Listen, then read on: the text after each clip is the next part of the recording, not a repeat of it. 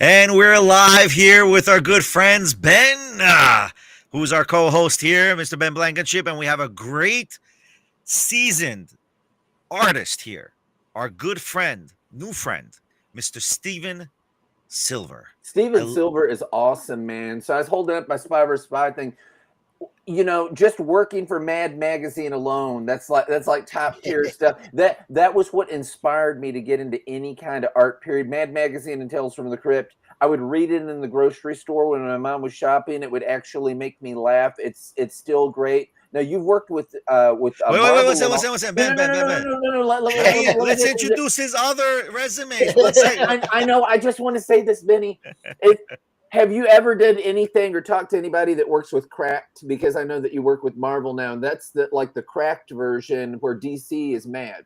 Sure. Yeah. No one with Cracked. Yeah. I mean, I'm sure I've run into some of the artists along the way, but mainly Mad Magazine guys.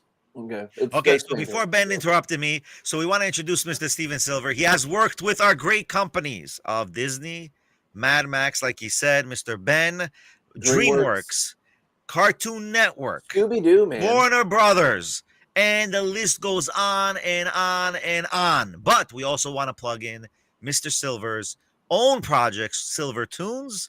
And then we have also here, guys, let me get the other one popping up here. Where's my famous here? Here we go. We also have Silver Drawing. So if anyone who wants to use these QR codes, here we go, Silver Tunes and Silver Drawing, and to get into what he is doing, I believe he does.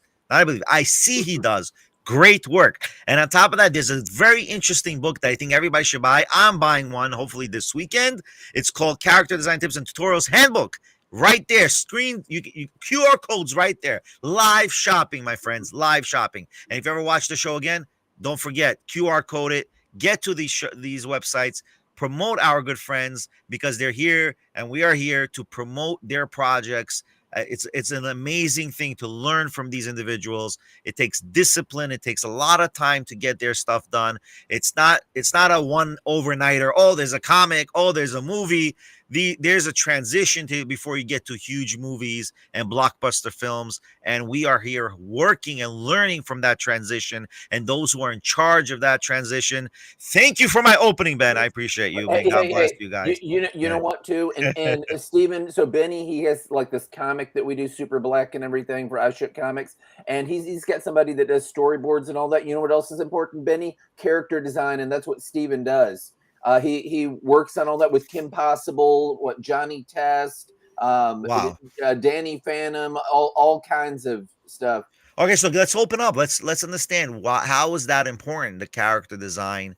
What's the importance of the character design? How many steps are you saving by fixating on that step? There's a Talmudic adage that says there's a long way, which is the short way, and there's a short way, which is the long way. So educate us. What is the long way that shortens so many other tasks that you have in the comic industry?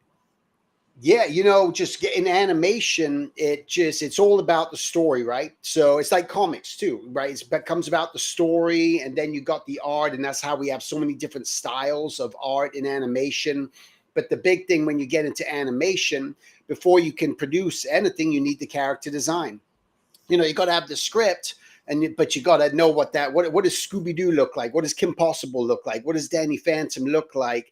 And that's where I come in. So my job is when I get hired by a studio, they'll give me, sometimes there'll be a script. Sometimes they'll just be something just very broad, just very loosely, based, just a little synopsis of an idea, concept. And then it's my job to start designing, start creating, like with Kim Possible. Just here's this girl, she's 16 years old, cheerleader, off to save the world. She's got to be athletic. And that's when I come in and just start doing tons of illustrations, designs, and then you go back and forth with the show creators, the directors, until people start to settle on the design. And then you're creating the look of the show. And then you design all the other characters, right? So you're designing the main characters. Imagine again, with any universe, you want to talk about Marvel, DC, whatever it may be, you got that universe, but then there's the incidental characters that come along the way. And then you're responsible for designing all the characters. Every time you get a new script, Now you got to design all the new incidental characters, the new villains that come along with that. And some shows there could be up to 150 designs that need to be designed within that show. And that's my responsibility, is doing that. So I've been doing it since 1997 as a character designer in the industry. But before that, I started as a caricature artist, just in the theme parks, just doing caricatures of people, and had a business doing that. So that was kind of my progression, caricature into character design. Wow, that's huge. I mean, that's from like grassroots to big industry right there. I mean, Yeah. that's unbelievable. I mean, just to follow up on that question, obviously, because you said a lot, and I want to know how much leeway do the studios give you when you create these characters, right? Yeah, when you're coming in, you're hired, right? So you're a hired gun, you're work for hire. You're not, unless you're coming in like pitching an idea. So there's that other route where you could have a whole concept figured out, you pitch it to a studio, and then they take on that pitch and that idea, and then you're somewhat the creator of that. All the shows that I've done, I've kind of been, either I was at the studio and I was hired, just, hey, we want you to design this character off this script. And it's your imagination. You're just coming up with tons of designs. And then it really is it's a collaborative effort, right? All this stuff, because you're working with the directors who are trying to rein you in. They may say, hey, it's looking too cartoony, or it's too action adventure. Hey, let's maybe just try pushing that route. So you're always back to the drawing board until everyone, again, there's a lot of people involved in that process, just to everyone's got to be happy, that is this getting, is this appealing enough? Is this what we really want to go with and put on the air and spend millions of dollars? Is it going to be good merchandise? At the end, someone along the line needs to think about that. Is that going to transfer into the merchandise aspect? So they want to think about that. Again, they're not artists, many of them, especially on the corporate side or the of all of that. So they oftentimes don't even know what they're looking at, but it's really the directors. When you're working with the directors, I'm making the call and saying, yeah, I'm kind of happy with that. Let's go with that. And then it goes to cleanup and it goes to color, and then you're off and running. So when it gets to corporate side, do you ever get pushback? Yeah, there can be. Yeah, there can be where they're just feeling like it's, there'll be different things. Like when I was designing Danny Phantom, we got to this point where Danny Phantom never used to have a logo, but corporate came in and said, every superhero has a logo. You got to create a logo for Danny Phantom. So they'll come with that. Otherwise, you could get notes from corporate that just say, this character's looking too aggressive or too mean, or a lot of times there could be all the standard practices. Like I remember for many years, it's probably still true. Every time we designed a character, they're rollerblading, they're roller skating, they're doing you got to have a helmet on that character. You got to put knee pads on the character. So we always had to end up drawing characters and putting knee pads or elbow pads or a helmet, or they're in the car. You guys need to make sure you put a seatbelt on the character in the scene. So you get notes like that from the corporate. Wow. Yeah. Man, go ahead. Any questions, man? Did you ever design anything like a character for Scooby Doo? Because I know that you worked on them. Yeah, I've worked on a lot of different Scooby Doos. Of course, there's been so many iterations through that, and there's been a lot of different seasons. I've worked on probably about 4 different types of Scooby Doos, and they've all taken on different styles. The most recent one I did, which to be honest, I had the most fun with, was the Scooby Doo and Guess Who, which was done in more of the traditional. We did it like the old school original. So when you look at that most recent Scooby-Doo, it looks like the original Scooby-Doo series that came out. And so that was fun, just to pull up research. So my job was just really, they hired me because of my caricature background and ability. They hired me to design all the caricatures of all the celebrities. And the cool thing with that was every single one of the celebrities had to approve their likeness, that I did. So, you get some kickback on some celebrities would say, hey, can you, make my forehead not so big, or do something like that. You get some notes from them. But that was a lot of fun. So if anyone's watching the new Scooby Doo and Guess Who, all those caricatures were designed by me on that. That's awesome. And that's for consistency too. So everybody's got everything the same style. You know, I don't know. Do you know, is it DePatie Freeling or Freeman? Do you know what I'm talking about? It was like, I think it was like in the 60s or something. So Warner Brothers had stopped making stuff. They're the people that made the Pink Panther. I really like the Inspector. It was the one that I liked. They had the Aardvark and the Anteater and all that. And they said that with him, they would draw one leg wider than the other, and they'd use a grease pencil. And it was just like a differentiation in style. So, I mean, what you do, does that like determine the style? And it's like everything has to be consistent there, so it's not all over the place. Exactly. So you're coming on as, typically with my role has been a lead designer. So my role is to design those characters and set the style of that and keep that consistent. And then it's your job as the designer to keep, all the characters consistent. You'll put together what they call a model pack, where now you're breaking down the character, how to draw the hands, how to draw the eyes, how to draw certain poses, expressions. And then that goes to the storyboard artists. And then that also goes to the animators overseas, so that all the animators can keep everything looking consistent. Oh, wow. Yeah. Out of all your character, I'm sorry, man, go ahead. I see you're wearing a Monsters Inc. Did you do anything with Monsters Inc? The only thing that I did on that show was I ended up going back to Disney as a recruiter. So I was we're bringing on talent, and I brought on a lot of the talent onto that show. So just being associated that way, but I didn't actually do any designs or any work on that show. Did you have a favorite character on it? In Monsters Inc. Yeah. So this was for the TV series at Disney. It wasn't like the original feature film, but no, I just kind of loved all the shapes of the monsters, that they did have. I tend to like a lot of the incidental characters. I think they can be a lot of fun. So I want to know, out of all these characters, how many of them have been the most successful? Yeah. Not just popularity, also financially, because we also do financial business podcasts.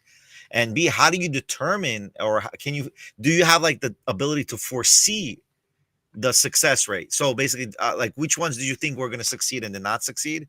And which ones did you think are going to succeed and they went way beyond your success? Yeah, I mean, you never know when you're getting onto a show. There's so many shows that are developed all the time, and a lot of them never see that financial success or really become part of pop culture.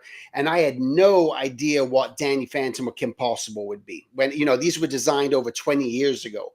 And just seeing them today and how they're still as popular as ever today, and people cosplay them all the time. There's just still extremely well known. I had no clue. So for the studios, for Disney and Nickelodeon, they were huge financial successes. As a designer, again, keep in mind, unless you're pitching your own show and it's your show, you're just a paid hired gun. So I was paid by Disney and Nickelodeon on a weekly salary while I was there at the studio for that. And beyond that, you're not getting anything. Unfortunately, the only thing you kind of get really is you get that notoriety, but also it gives you an opportunity to get invited to a lot of things, right? So you get to go to conventions and schools and do a lot of things. So on that financial aspect, it's been great for me because of this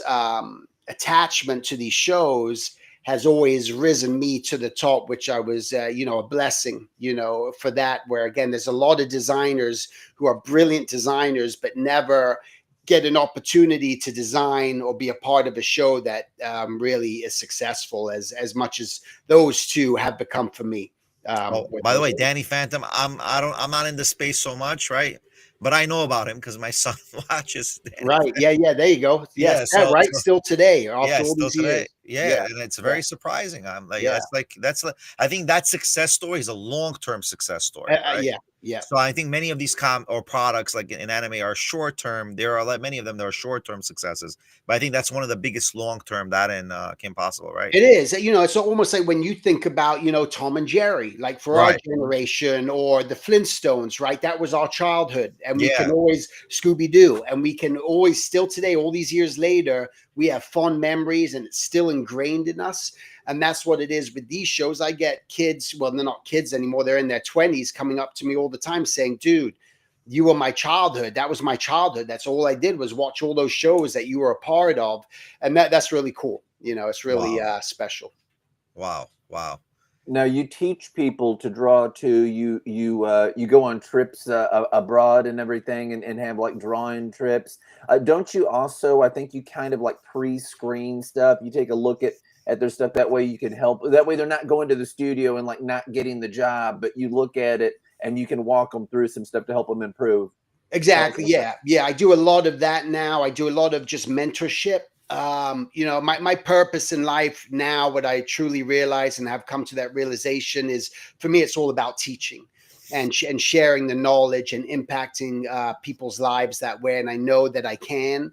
And so that's what I put a lot of my effort and energy into. So yeah, I'll look over people's portfolios, help guide them and set them up to get those studio jobs or other sort of freelance jobs. And then I'm getting brought in by a lot of schools and set up my own workshops where I'm teaching people a lot of time the business side, because that's huge, right? It's the business side of all of this and the art. And as a recruiter, when I was at Disney, that'd sometimes be like, we're looking for one position and that'd be anywhere from 700 to 2,000 portfolios for one position, right? So I tell a lot of people now, stop waiting in line. And it's up to artists today to create their own brands, make your own comics, make your own IPs, create your own YouTube channel and go this route and stop waiting, because you're going to get rejected a lot. You're going to get ghosted a lot.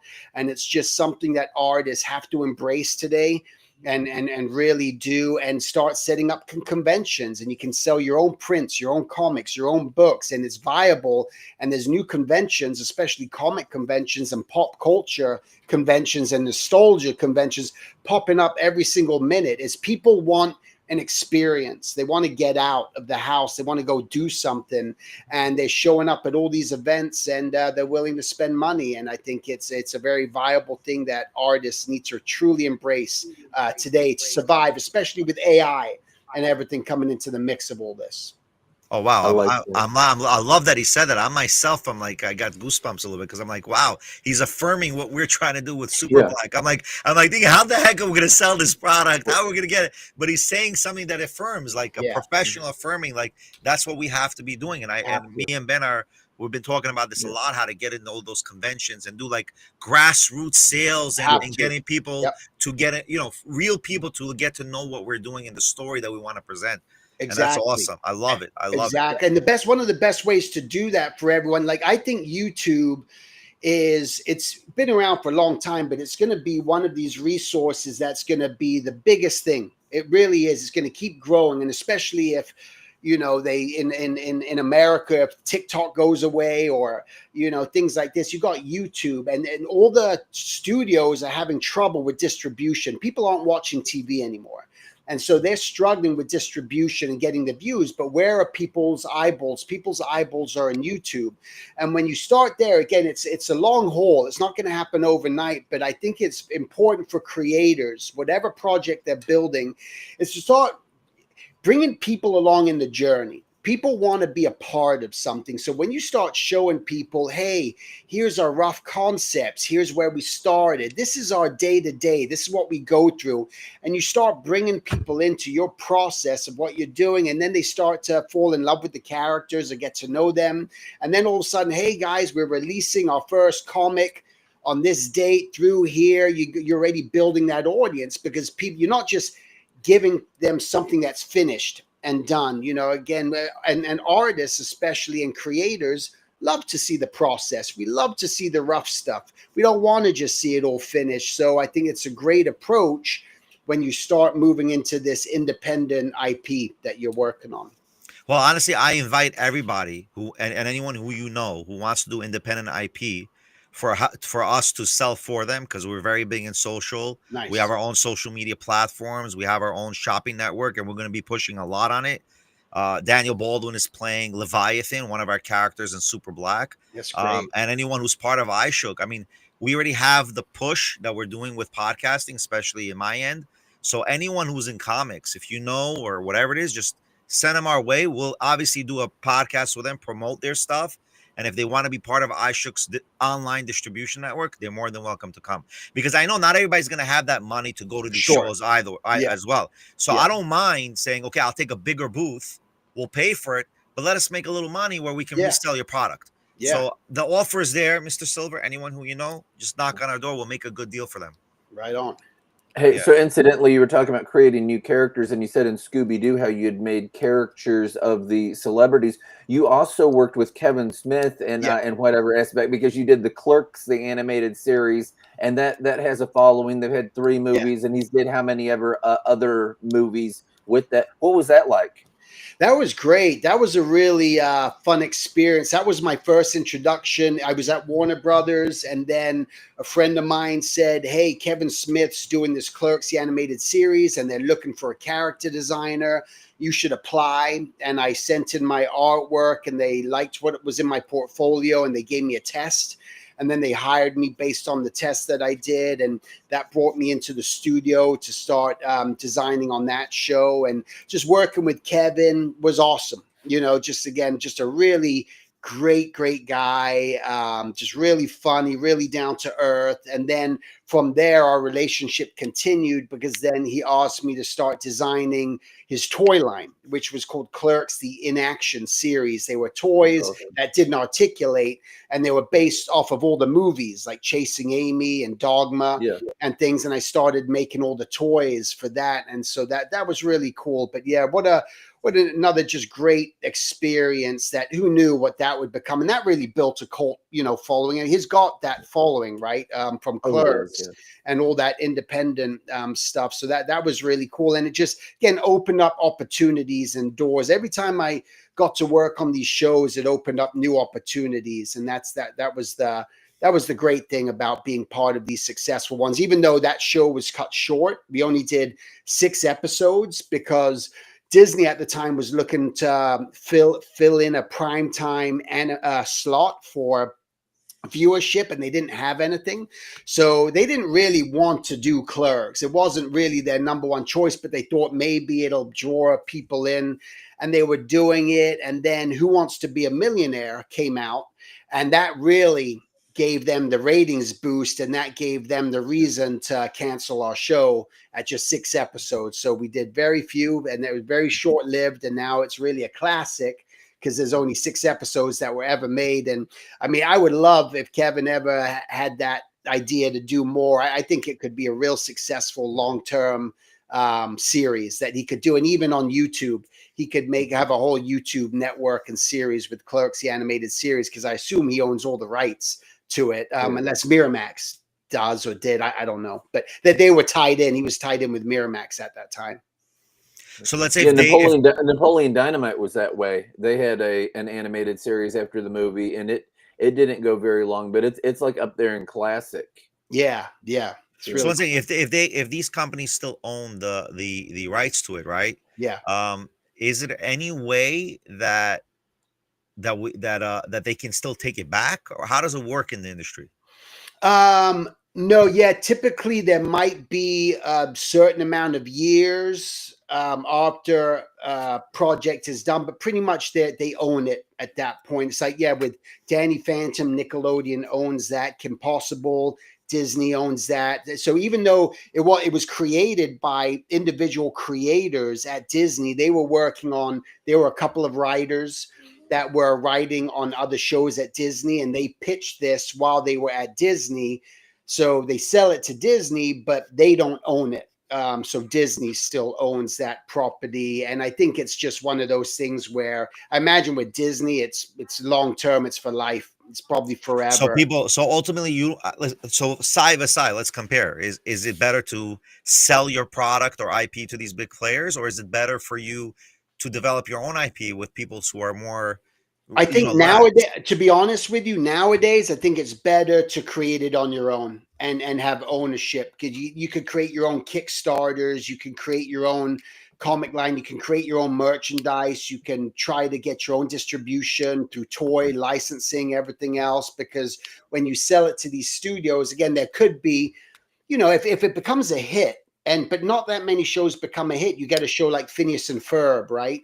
where those guys, those creators, they were pitching that show around for 16 years.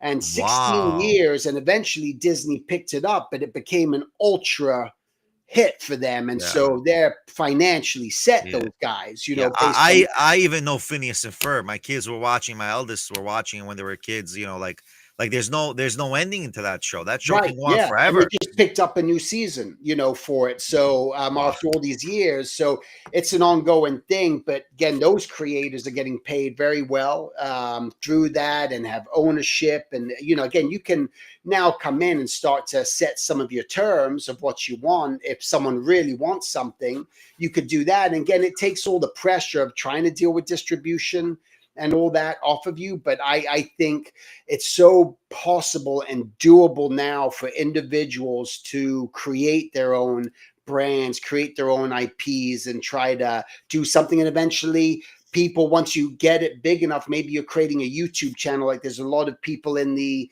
kids space, in the preschool space, where they've created their own preschool shows, and they've done so well, they get millions of views. And then you get studios like Netflix or Hulu come in and say, oh, hey, we want it. And then they'll come in and throw the millions at you to go ahead and take the project from there. But I think it's worthwhile trying to build something yourself, set it in stone, because when you're pitching to the studios, they want to get their hands in everything. They want to change everything. Hey, I got this great character, and is this 12-year-old boy and blah, blah, blah. Could we make it a girl? Could we make her 10 years old? Could we do this? Can we do that? And you're like, oh my God, before you know it, nothing is yours anymore. And they've changed everything.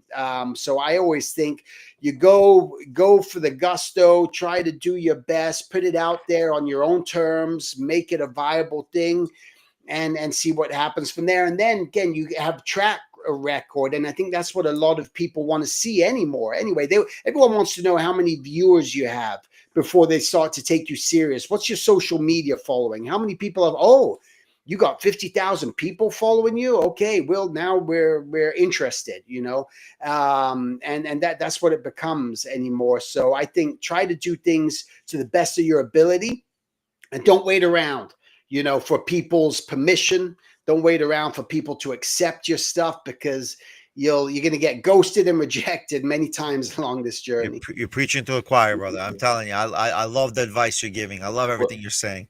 What Honestly, you were saying about people trying to change things. I know that Bone, the comic book series, that they had those kinds of issues, and they just said that there was no way. I've heard people tell it a few different ways. There was one former pro comic creator, and he talked about Vertigo, how that's coming back with DC. And he said that the benefit of Vertigo, if it's the same as it used to be, he said, is that you'd get your comic there, and then Warner Brothers would have the right to go ahead and put it out into a movie if they chose to, because that's a gamble that they're gambling with their money. So he said, so you will get like a check every year, you know, but they may hang on to it and say, no, we're keeping this. We're not going to do anything with it because it's just a move that they don't want to make. Then you have other comic companies like IDW, who's been criticized for spending money trying to be a film studio when they're a comic studio, and then things went kind of the way that they did with Winona Earp. And then you have like Dark Horse or whoever that they've had people that have what is it, like bought the rights to put out a Hellboy or whatever. So I mean, yeah, it's kind of all over the place. I know crowdfunding is huge, and people try to they put out comics and stuff like that, movies or whatever with those. Like Angel Studios is big. They make the Christian films and whatnot. Oh, right. And they made more money than any crowdfunding thing on The Chosen, the thing that follows Jesus and the disciples. Just a ton of money. Ben, one second. I'm sorry, I'm gonna cut you off. Did Angel Studios pay us for any? I didn't get the check yet. You know, I don't know, man. Let's hold off and promoting like 10 different comic companies here. Yeah. We're here to talk to Mr. Silver. They've got 2 movies out right now, but All right, listen. Now, I gotta promote 10 Commandments now and Prince of Egypt now. Okay, guys, stop. Yeah. All right, anyway, so let's get back to Mr. Silver. I want to get more information from him because this is like rich information here. I mean, everyone that we had has rich information, but this is like more geared to what I'm like interested in. So What do you think about the crowdfunding world itself? Is it inflated? Because we did 2 crowdfunding, Okay. and I got so many nonsensical emails from spam that I feel like really disrupted the success of the crowdfunding. It's not Mm, that I need a crowdfunding, yeah. is I'm doing the crowdfunding to get more, community Awareness behind and it. exposure. Awareness, Yeah, yeah, community yeah. Yeah. exposure, all the stuff, right? Yeah. I mean, I can do it other ways. Now I'm probably going to do it a different way than supposed to Kickstarter or anything else. But Okay. in the crowdfunding space, how would you suggest in general that people should start it, or even if they should start it, how do they need to prep themselves prior? Like we had a whole team in our crowdfunding and we didn't get any success story, immediate success story. Yeah. Yeah. I think the big thing is, again, it's just trying to find that thing that you truly believe that people are going to want. Again, we, as creators, we create a lot of stuff. We have ideas, but sometimes we got to step back and go, is this something that I would really buy? Is it something that I really, want? And I think just having that reality check can be all the difference in the world. And I also believe in the crowdfunding that, like, I've done it, I think, like 3 times now, and I've had success with all 3 of them. And what I've done in all of them is all I offer is the thing that I'm offering, and I don't try to add all these extra tiers and all this other stuff. It's just like, this is it. This is where the value is. This is what it is that I'm really selling. Do you want this?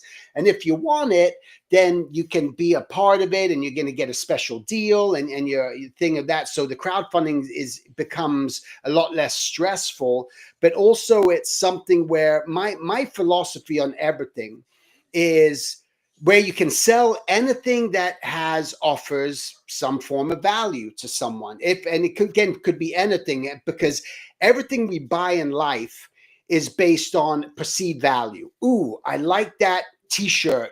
I'm buying that t-shirt. Ooh, I like that hat. I'm going to buy that hat. Ooh, I like that jacket. I like those shoes. It's valuable to you. And when you go to conventions, it could be a toy. It could be a comic book. It could be a series. It could be anything. Does what you're doing create some true value to where you think that, yeah, there's people who really believe that, and then people will pay for it every single time on something. And I think that's where you got to look at that. So what else can you offer or give as part of like something that's very valuable, that I think is very valuable to people? I think something that's very valuable to people is any form of education. Anything that's going to make someone better at something is offers a lot of value. And that could be, maybe you're making your own comic book, but there's those people that are buying the comic books want to make their own comic book too, but they don't know what the process is. They don't even know where to start. So you're offering something on, like, here's how you start thinking about making a comic, and here's how you outline it, and here's how you start with the pencils, and you start with layout and script. And ooh, that's offering some extra insight that I don't usually hear or get. Or you're making your own little animated short, and now you're showing the behind the scenes process and bringing people in and going, man, I'm gaining some knowledge here. I'm learning from this. This is awesome. And I think that's what one has to do in order to stick out and jump out just a little bit more. But I absolutely believe in the crowdfunding. I'm going to be doing another one coming up, and I just feel like it's something where I totally believe in it, because Yeah, people have listen, to make their own choice. no doubt. Hit me up on the crowdfund. I'll support some on I that. will. Thank you. I'll be honest with, by the way, Ben. I mean, like, Ben is a star player in our project, right? He's doing the whole storylines, and he gets me when I talk to him. He's also patient with me. You got to be a lot of patience with me, like, so Ben is like my top player in writing. Rael is our top illustrator, artist. Yeah, everyone else is like, everyone in the team was very crucial.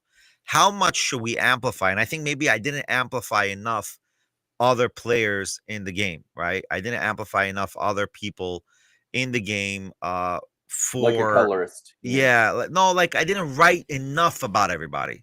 I Yeah, think I didn't write enough about everybody. That's I what would I made a say mistake. that that's big, especially for artists, because everyone wants to be seen and everyone wants to be heard. right, as well. So through that, and get their own exposure somehow. And if an artist, illustrator, color stylist, whoever it may be, penciler, inker, if there's something that's talked about with them, then they feel connected to it too. And now they're going to be wanting to share more with their people. So now you've expanded the network, because now there's a write-up, there's made a little video, a little backstory about this person. Well, they want to share that. Now they've just been highlighted by someone or a company, and they're getting that exposure. So now they're bringing in their however many hundreds or thousands of people that are in their network saying, hey guys, I'm a part of this really cool project. So that's something that they'll be proud of. So I think you want to make everyone proud. You want to make everyone seen. You want to make everyone heard. You want it to be a win-win situation for everyone involved. And I think by having that, again, showing their face, could have a little verbiage. And again, there could be a little YouTube video about them or something. Meet our team, right? And again, it's inclusive with that team, and everything's a team effort. And I think if you show that, and I think that's where artists get very frayed and very upset and very, just get thrown out of things, is when they don't feel they're a part of stuff. Because so many people in this industry as a whole are taking advantage of artists all around, right? So there's a lot of artists who, oh, you're a dime a dozen, you're not that important. And hey, do this and you'll get this exposure. And then they get nothing, and it's crickets, and nothing comes from it. And they made a lot of promises, and artists, I think, just kind of like sick of that, because art has value. And I think the more that artists are highlighted, the better off you're going to be in the long run. No doubt. Agreed. Ben, any insights? I like that. I think portfolios are huge with artists. When I talk to, and I do graphic art for a living. I'm like an illustrator guy. It's like screen print and what have you. But I think portfolios are huge. I have so many people write me, and they're like, I can do this excellent thing for you. I'll do something for free. Just hire me. It's like, show me your portfolio, because you know what you want. Yes. And if you want it to look like Alex Ross, or if you want it to look like Calvin and Hobbes or whatever, that's wildly different. It's like, show me your stuff that you do. Yep. Because it's not saying it's not good. It's just a different style. Man, you've got art prints on your website. You've got apparel on your website. Do you have classes on your website? Tell them what all you offer. Yeah, I have books, I have prints, and then I have my Silver Drawing Academy, where I teach people how to draw and observe and think business, side of it too. And that's what I'm sharing a lot. So I've I've always believed in that too, right? I think we have to do this stuff independently. We've got to build our own brands as artists. So part of it is not just working for the man, but also, again, creating these other areas. And that's when I go to conventions and, go to schools, and that way I can sell my prints, I can sell my books and do things like that. My book that you were putting up there, The Silver Way, is actually recommended in a lot of art schools now. It's their required manual in their character design classes, which is really cool. I wasn't expecting that. But a lot of schools have told me that they're using it. They require all the students to buy that book for the class, and then they do their whole curriculum based off of that training. That it just started with an idea, just putting it out there and then seeing what sticks. And that's another thing that I think just artists have to do, is just keep trying stuff, keep putting stuff out there. Not everything's going to be a success. It just won't be.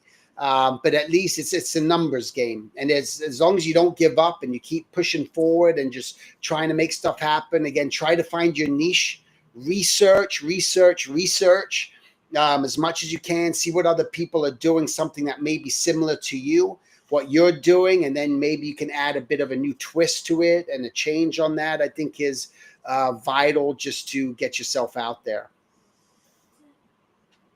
Wow. So do you have the classes at all separate for the business aspect of it, or? No, it's not really separate. It's just kind of like tied in. So I meet with people I meet with all my students 5 times a month, every Wednesday for an hour, whoever wants to join in a live session where we Zoom, and then one Saturday every weekend, month, and we all draw together. But at that time, I'm always discussing the business side of things, and people can ask questions. I do a thing called Artists Anonymous, where that's one of the sessions where we don't draw, but we all come in and just discuss what we're going through, what we've experienced, some things that, good jobs out there, good business practices and things like that. So that's where that business aspect gets tied in a lot into the course. Wow. Yeah. Wow. That's like a big thing. I think we're going to put this as one of our iShook affiliate companies. I mean, I think that's very big. I think I'm going to do that on our website. Yeah. Thank you. Where all have you went on drawing trips with people too? Oh my God. I mean, I've been everywhere, to be honest with you. I've just kind of traveled all around the world. You name it. I've just kind of, I honestly just kind of been there all throughout Europe, throughout Asia. I just returned from Japan about a couple months ago. I just returned from Paris a month ago. I was teaching out there for like 3 weeks. This coming year, I'm going to be going to Mexico City. I'm going to be actually this trip that I'm doing a trip in August to Bali in Indonesia. And that's going to be like the first organized trip that I'm doing, like a sketch tour. Usually I go to schools, I go do 1 or 2 day workshops, but this time this is a 7-day excursion where everything's planned, all the hotels, all the, food spots, all the transportation. And we're going to go around and just cruise throughout Bali and just sketch people, go to do a meditation thing, go to do some silk, mess around with doing some silk painting, do some pottery, and just have a good old time. So that's going to be a 7-day thing coming up in August. That almost makes me think of Johnny Quest, because you're just going like all over the world, and that's my favorite cartoon of all time. By the way, I told my wife, I said it's the best cartoon ever. The episode that I really liked, because I've never seen anything else based there, was on the Sargassian Sea, which that's by Bermuda, where they've got all the moss and stuff everywhere. Right. And it just looked like so cool, and I was like, where you have to Google it and be like, where is that at in the world? Yes, I love it. So I want to. Is there any tickets available for Ben to go? Also, can we send Ben with you? Sure. Yeah, the tickets, they're open right now. You can get to it through my Instagram on my bio, or if you go to my Silver Drawing Academy website, I have it under the workshops, upcoming workshops that I've listed. I'm going to be going back to Paris. I'm going to be going to Venice. No, not Venice. I'm going to be going to Vienna, Austria, and doing a workshop out there most likely. But that's what I'm doing. I travel with my wife now. My kids are grown up and out of the house. My daughter's in college. My son joined the Marine Corps. And they're out and about, and we're here, and just like, where do we want to kind of go and just teach around the world? And that's what we're doing these days. I love that. My son's in the Navy, and, right on. He's going at it. He's in what is it, A school right now? Okay. In San Antonio and all that. They're supposed to send him to like Okinawa or something next. But yeah, he'll be here, in a while for Christmas, and then back to it. Yeah, right on. I just got my son back. He's coming home tomorrow for the holidays. He just got off. I haven't seen him for 10 months. Been on deployment. He was in the Middle East. They were just hanging around near Gaza over there out in the ocean, and just waiting around and seeing what was going on, what was going to happen. But now they brought him back home. So we're happy to have him back. That's cool. Yeah, that's very good. That's very good. Listen, anyone who serves, I respect them. I mean, to serve is it's you got to be a unique personality. I mean, you got to be a unique personality. And we never got to disrespect them ever. I hate when people do it, by the way. I get very upset. I get very upset. Like me too. Yeah, like what the heck, man? Like, you have your life because of those who are going overseas, making sure nothing comes to the US. Absolutely. No doubt. Listen, I really appreciate everything you said today. I mean, I think people can learn a lot, and honestly, people should go. I'm right now on the site. Like, it's not that expensive for that full experience in Bali, right? You're doing the Bali event where you're going as a group. It's not that expensive per ticket. I mean, for 8 days, right? What is it? Yeah. So like, I think people should be, potentially going for that. That's awesome. Like I promote the whole thing of it. It's going to be a beautiful experience. Right on. Mr. Silver, we got to work together. We want to get you and iShook somehow, help us. We want to get you involved as much as possible. Okay. Our comic Super Black is good. If Ben, maybe you can right now, and you can read our comic in Kindle. Like Oh, okay. we want to see what you say. We want to get you on board somehow, like because we want to make this thing really. I think it could really succeed. I mean, the storyline is not fully out there, but me and Ben are. It's going to be Yeah. a powerful storyline, and when I'm doing something that no one else is doing, as we're going through the storyline, it's one sequence. I'm creating other separate comics that will be connected to the storyline. Oh, right on. So Like it's a gonna web. be it's gonna be a beautiful web. I mean, we want to get other big players to actually do the storylines on the side for us. So and then we link it into our main storyline. So like really we want to get you involved. We want to get these talents involved as well, young talent that you probably Yeah. have. Get them paid, get them, exposure, but pay a little bit less. Right. More on the royalties. I'd rather give more royalties and more what's it called? We want to really help, but we want to create a community and a family here in Yeah, the same that's sense. great. I appreciate you that you're even willing to listen to what I'm saying. Yeah, no, my pleasure. Thanks, again, thanks for having me on here today. I think it's always good just to get the information out. The more we can spread, again, the love and get the information out on the realities, what's going on in this business, just in general, and how to think as we're moving into this, new era is just, I think, vital. And I don't mind advising anyone in the business aspect of things. I mean, yeah. I'm business, like people need and Ben knows in our team, I always say, guys, I get the illustration, but where's the money? I mean, without the money, you're not doing more drawings. Right, So we exactly. got to figure out how to churn and turn and turn this whole thing over, right? Yeah. So it's called an entertainment business for a reason, or show business for a reason. yes, it's not a charity. We can get charity, but but we got to make money to produce more and more film, more and more products, more and more comics, because that's really what money runs everything. So it's not everything, but it runs everything. Right, sure does. It really does. Definitely. So I appreciate your coming on. Please come back again, right? When you're free. Ben, please schedule another day. This was awesome. And I have so many more questions, but I feel like 45 minutes is enough. This is not a long term. Like I'll get you back. I'll get you on a podcast with me, long form, like one-on-one. If you're ever in New York, let's do it. Let's do it. I'm ready. All right. He probably will be. He's everywhere. Yes, he is. It's awesome. Mr. Silver, thank you. Have you ever seen or have you ever wanted to see Iceland? I'm just curious.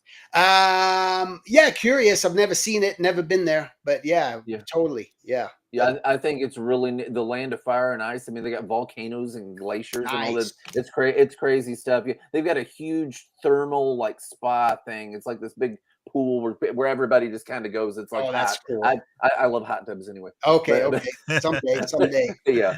All right. Well, thank you guys so much. Thank you. I appreciate you guys. May God bless. Have a good day. And that's the end of iShook. Don't forget to go to Silver Tunes, Silver Drawing, and don't forget the beautiful character design tips and tutorial handbook. And don't forget to buy our merch, Unzip Zip Hoodie by starring Daniel Bold and Leviathan.